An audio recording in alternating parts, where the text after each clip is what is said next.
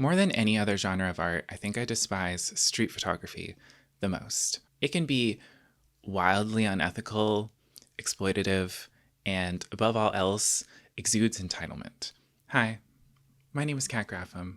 I'm an artist, teacher, and pretty much I would let Gemma know that the shoes that she gave me were not something I would particularly buy for myself. They were old maiden type of shoes, and she said those shoes are meant to be worn on a beautiful woman. So if that's the case, she should have put them back on the rack. She should never even purchase them because she was unqualified to own those shoes if that's the case. And I think Gemma is just a disgrace. She's a disgrace to humanity. And she's a disgrace to women who are actually beautiful and classy. And she just doesn't have the vernacular that she thinks she possesses. Somebody lied to her several times and told her she was fly, hot, and sexy and beautiful. And she's nothing like that. She's nothing of the sort. And you're watching Artist Beware, the series where I talk about all of the shady things in art. Fuck. I fucked up the end. Are you kidding me? Talk about all of the shady things in the art world.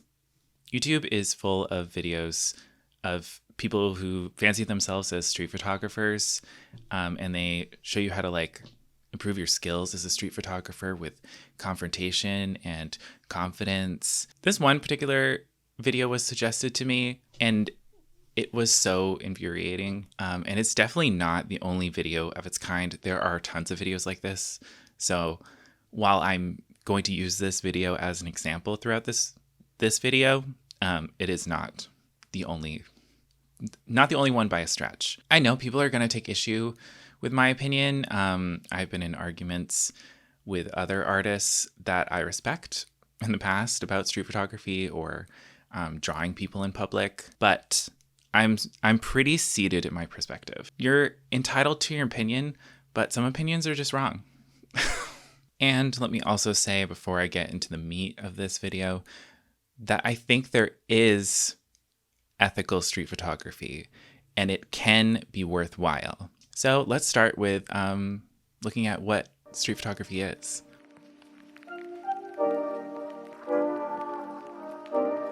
Street photography is kind of an offshoot of photojournalism and overlaps with documentary photography, with a heavier focus on candid shots of real life out in public. It has been around pretty much since cameras were capable of capturing people in motions. And when 35mm film became really accessible in the 1930s, it popularized the medium. And it has historically been a male-dominated field because photography in general is a male-dominated field, but there are famous female street photographers like Deanne Arbus, yes, that's how you pronounce her name, Lisette Modell, but not as many have been recognized in the past compared to their male counterparts. So why do I dislike it so much?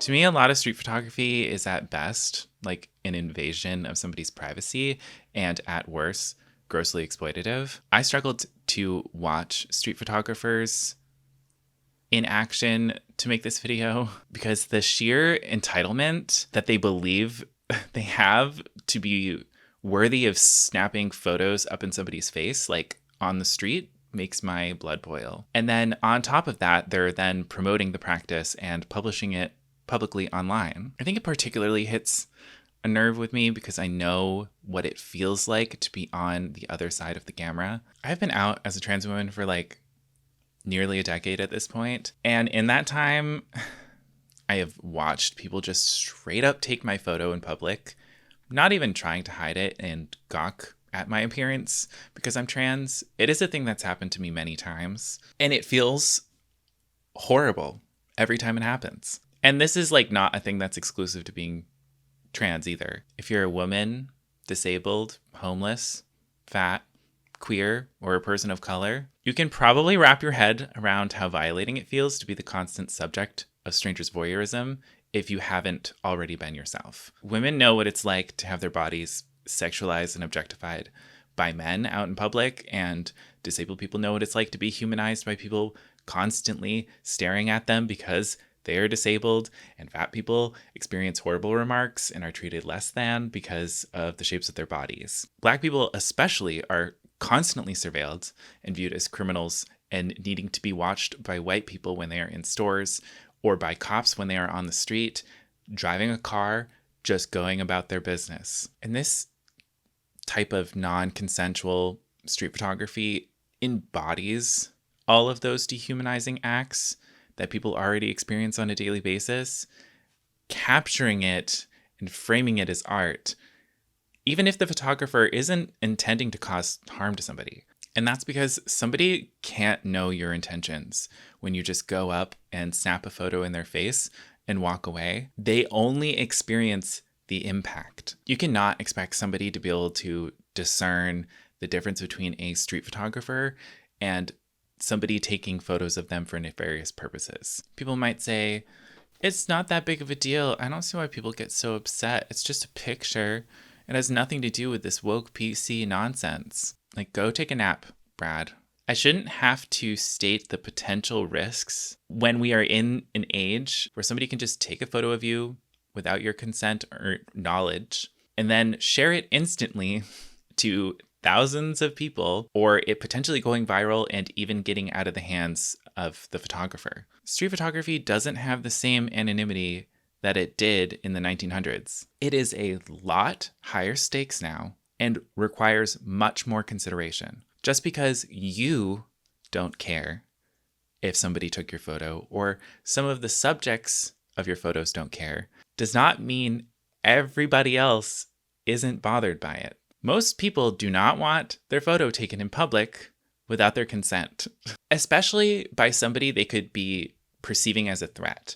Like if some man just like walked up to me and took my photo right in my face, like that is so threatening when you have this constant hypervigilance when you're out in public. Like I have to think about whether or not people want to hurt me anytime I walk into a store. So like there's this hypervigilance that you can't let go of. So it like really messes with you when you like see all of your fears enacted right in front of your face in such a violating breach of your personal space. And if you know all of this stuff and you still do it, you are an asshole. I do not care what your photos look like. And these issues aren't new, they're just amplified because of the time that we live in. But like this stretches back decades. And it's kind of how street photography has always been approached. Look at this video from 1982 on the photographer Mark Cohen. And tell me him running up to this woman, taking a picture with his flash up in her face, and her clearly retracting is all right and not a breach of privacy and an exercise of power. You can feel the person's discomfort. And I saw this young girl, sort of followed her down the street for a few steps, and then crouched down and made a picture. In the YouTube video of that street photographer, one person he approaches gets extremely angry at him for taking his photo. You look amazing. You look amazing. Take pictures of me, bro. What are you doing over here? Take that out of your thing, bro. Whoa, wait. You can't take pictures of me. Sure. What the fuck are you doing over here? Sure. But listen to me. You never fucking take a picture of somebody like me in your life. You understand? Okay. What the fuck you doing? I'm documenting life on Madison.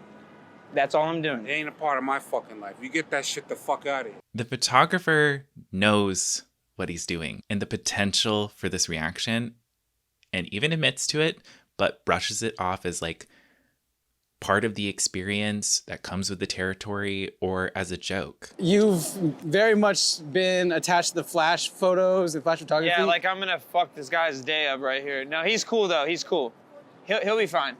Like, no, actually, you might have ruined that person's day. Look at the effect that paparazzi has on celebrities who have been exposed to this behavior regularly. Like Britney Spears used to beg people to stop taking photos of her. And it most likely contributed to Amy Winehouse's death. And even Bjork snapped at one point because of the paparazzi. Like People are not meant to feel like they are part of a zoo exhibit. Biggest defense I've seen from street photographers when criticism is brought up is that they always say, well, it's legal, so I'm not doing anything wrong. Girl, just because something is legal does not make it ethical. Okay? And also, it is illegal in some countries, by the way. They claim that it better captures real life and it better documents reality because it's truly candid. And it's like, okay, and like, what makes you think that your perspective on life is so interesting and worth breaking people's privacy to document? And who exactly is benefiting from you documenting them? Is it just you? Because this is giving main character syndrome, sweetie. Again, if you can justify all of this to yourself, you're an asshole. Street photography has the potential to be really great and a very cool form of art, but it is so often not. Although I have seen street photography content online that doesn't bother me and doesn't feel gross or bad.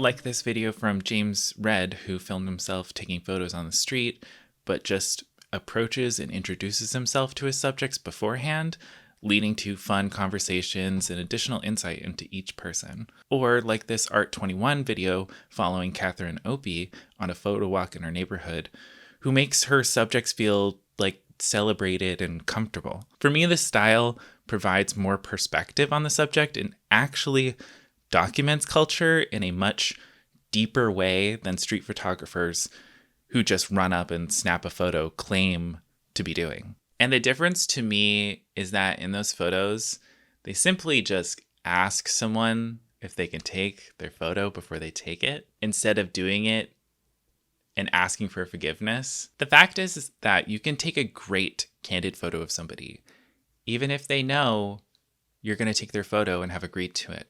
And if you as a photographer can't direct your subject or capture a moment when you have consent, that's on you. And this is not to say that you can't take photos with people in it. There is a clear difference between someone being in a photo and somebody being the photo. And there are some exceptions to this for me, at least, like when somebody is actively engaging in something in public where they are intentionally garnering attention, like a street performer or somebody in a parade. The other exception comes with a big asterisk, which is photojournalism. Photojournalism is like the grown-up, mature sibling of street photography. It has its own ethical issues and is complicated, but the difference is that it has a purpose outside the individual artist's pursuit. And photojournalism can actually do good, but it can also do harm, or sometimes both simultaneously, because photography has a lot of power. There is a responsibility that comes with photographing people because photos are incredible vehicles for telling stories and eliciting strong emotions in the viewers. Photos don't just exist in a vacuum, and they can have real life effects. And a lot of photojournalists know this, that's kind of the point. But again, there's always the issue of intention versus impact. I don't know why I'm doing this. What is this fucking crab hands that I keep doing? For example, photographer Robert Cohen, different than Mark Cohen that I just talked about, who won a Pulitzer Prize for his photographs of the protests in Ferguson, Missouri in 2016, the most famous of which captured a pretty amazing moment where a man was throwing a tear gas canister back at police. It's an incredible photo. However, Edward Crawford, the man in the photo, was arrested a year later because they were able to identify him from this photo. Unfortunately, Edward Crawford died in 2020 by an apparent self-inflicted gunshot wound. Edward Crawford is not an isolated incident. Many other protesters have been arrested based on famous photos that the photographer was celebrated for. And not so coincidentally, there is a huge racial disparity between those arrested, and those celebrated for the photograph. Photography is an incredibly important vehicle for sharing our lives and as a record of history, which is why I think it requires immense care in its professional pursuit. It is a extremely delicate balance between capturing an historic moment and overstepping societal boundaries at the detriment of others. And now that any photo of somebody can gain worldwide attention in an instant, there are new ethical quandaries that didn't exist in the past. To me, street photography often feels like an overstep and certainly does not call for getting up in somebody's face and taking the photo for your own benefit. I rest my case, Your Honor. I think this is the most heated I've got in a video before, but I hope you guys enjoyed this video, enjoyed my rage. If you want to gain access to exclusive videos and the video form of my podcast, as well as art book recommendations, process videos, art guides, you can go over to my Patreon, patreon.com/catgraffam. And you even get your name in the credits of each video. My allergies are so bad, and it is killing my throat.